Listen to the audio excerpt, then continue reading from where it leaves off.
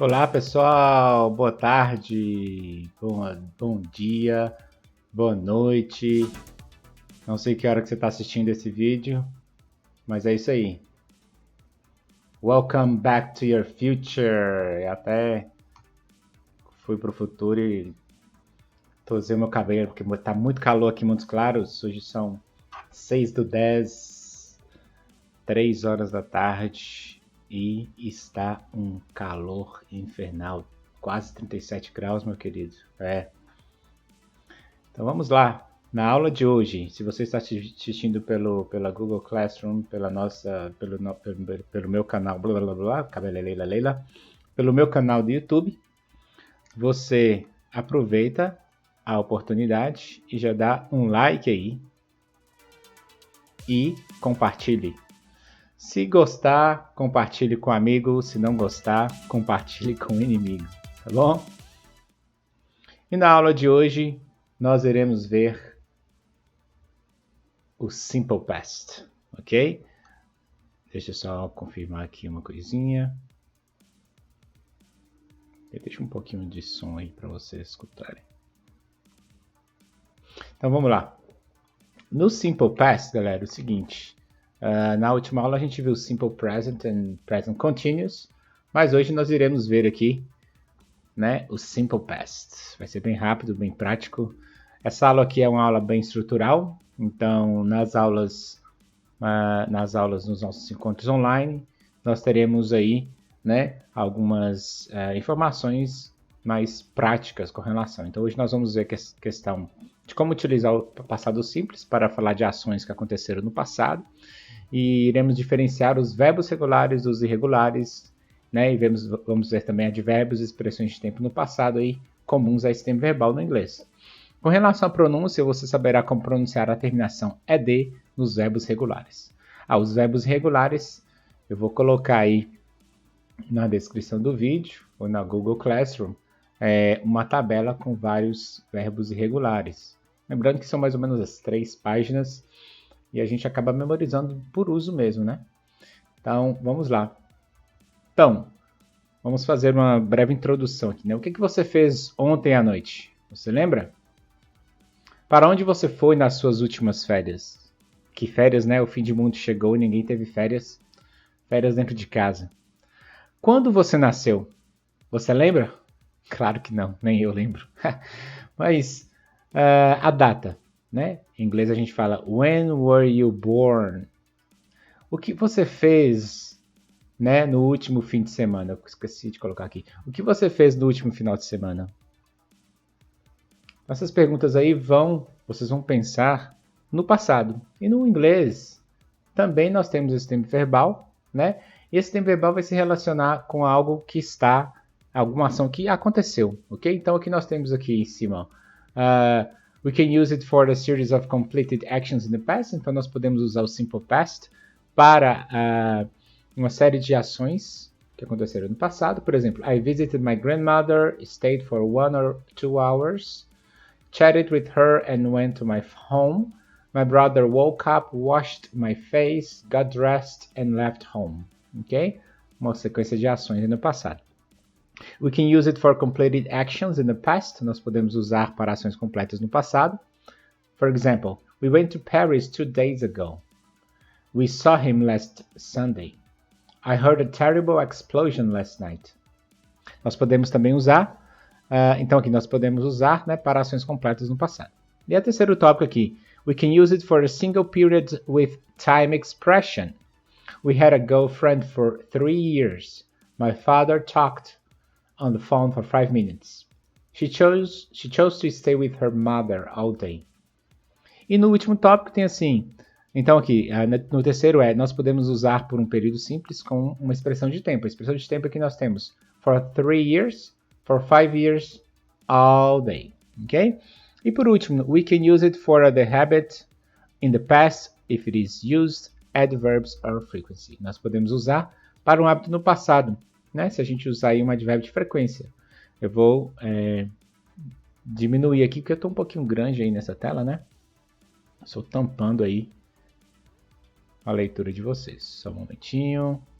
Vamos lá, quem sabe faz ao vivo. Vamos tentar aqui. Aí, diminuiu o professor. Opa, volta lá. Volta, meu querido. Aí. Então nós temos o exemplo aqui. Ó. I always did my homework on time when I was a student. I always did my homework on time when I was a student. My father often read my father often read me tales. Desculpa. My father often read me tales before I went to bed.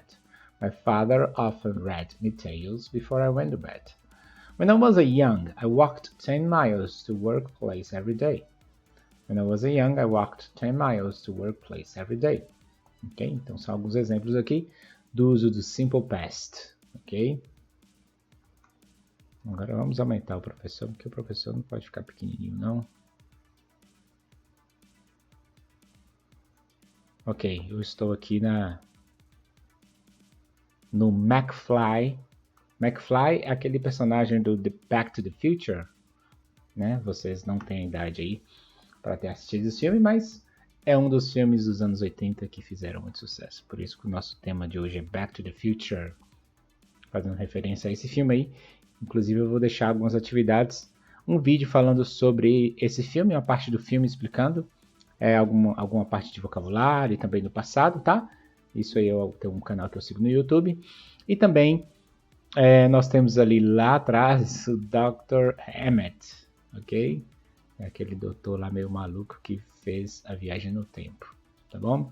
Eu estou no lugar, eu estou dentro do DeLorean, na verdade, DeLorean, que é o carro que faz essa viagem para o futuro, ok? Então vamos lá.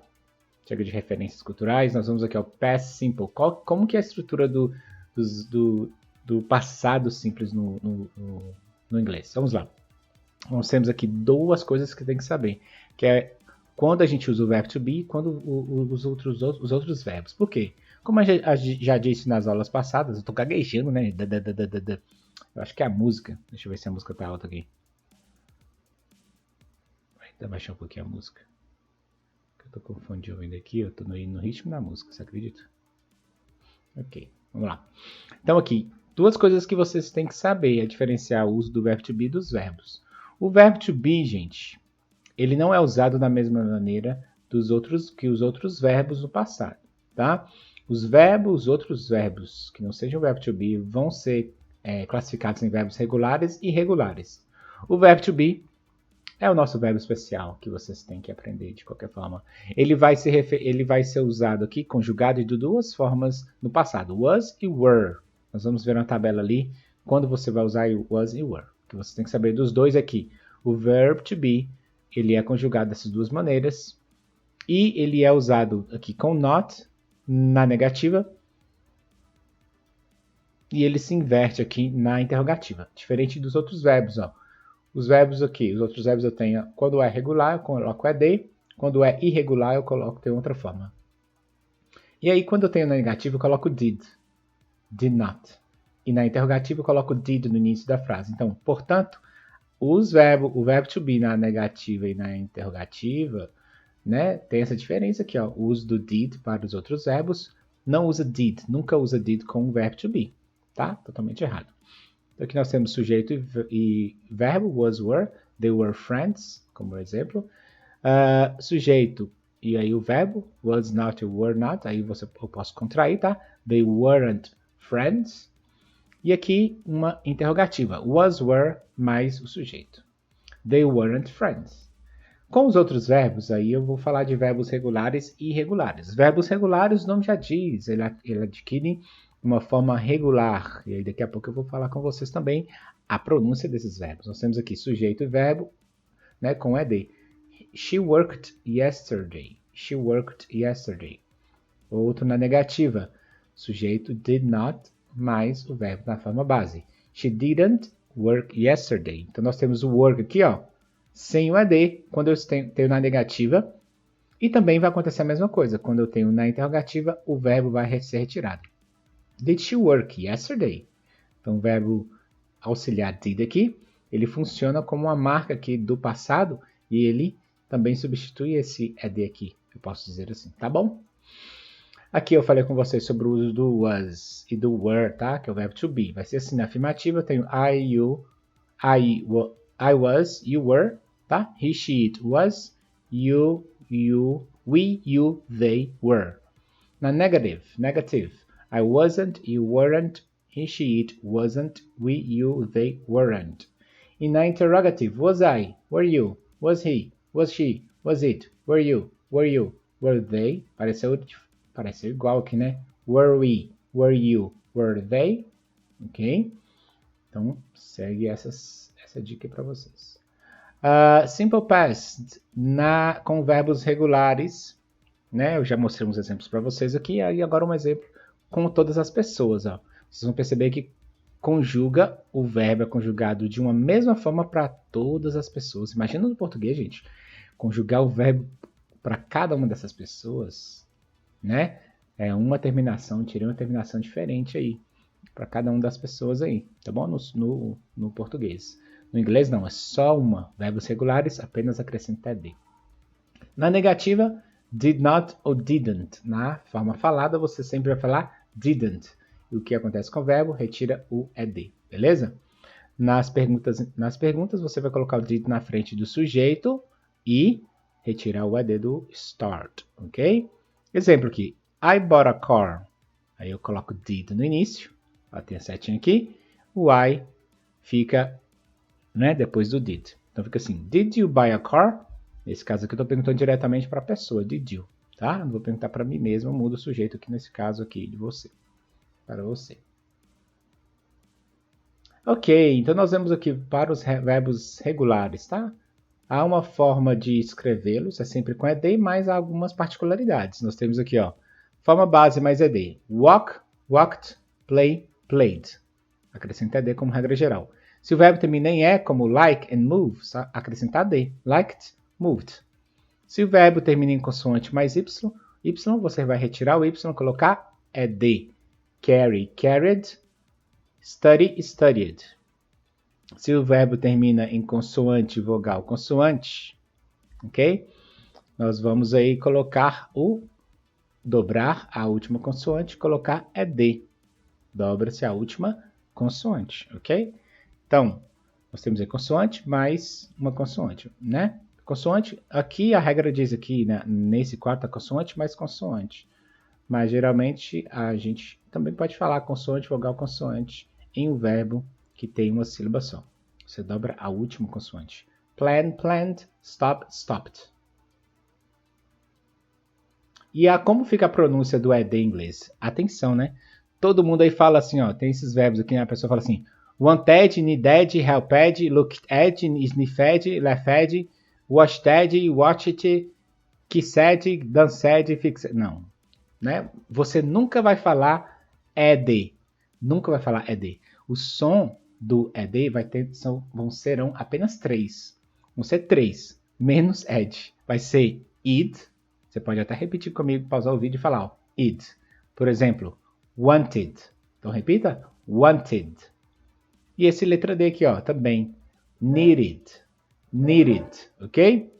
Aí nós temos aqui com o T, nós temos aqui, ó, helped, looked, sniffed, left, washed, watched, kissed, danced, fixed, ok? Então, repeat. Helped, looked, sniffed, left, washed, watched, kissed, danced, fixed. Você pode pausar o vídeo e repetir aí. E com o som de D. Então, aqui nós temos o som de id, T e D.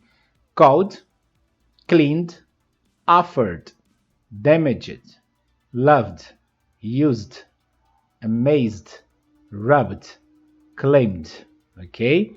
Então nós temos aqui, ó, essas consoantes aqui. Essas consoantes vão determinar o uso do T. E essas consoantes determinarão o uso do D.